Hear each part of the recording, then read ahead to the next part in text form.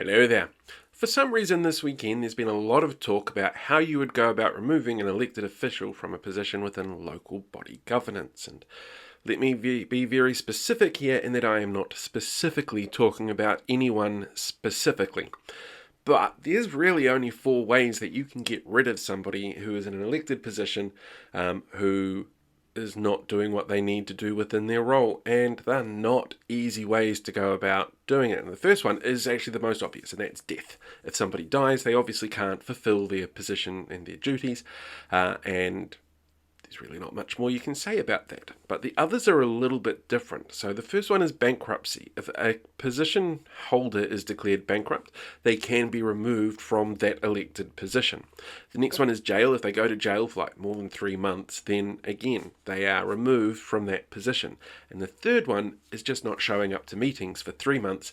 I think it's 3 months or 100 days. I'd have to double check that one, without any explanation. So if there's no explanation as to why they're not there, it's considered an abandonment of duty more than anything else. Now, if any of these happen more than 6 months before an election date, then that triggers automatically a by-election process to find a replacement for that individual.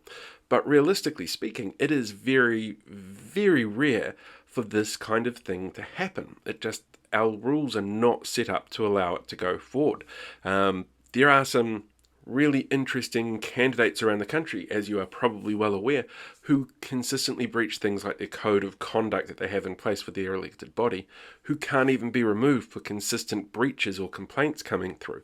It's a really strange, kind of archaic system. And there is something that you can do about this, other than to try and pressure said elected official to resign. The next best thing that you can actually do at the moment is to go to the Future for Local Government website and put in a submission. One of the areas for submission in there is about accountability for our local elected officials. Make sure you make a submission. Submissions are open until the 28th of February. Have your voice heard on this one. But that's certainly not going to fix any problems that have occurred recently, and it's certainly not going to be a quick fix so that this sort of thing can happen in the future much faster to hold people accountable for their actions. But that's pretty much it. Go make a submission. Do it now.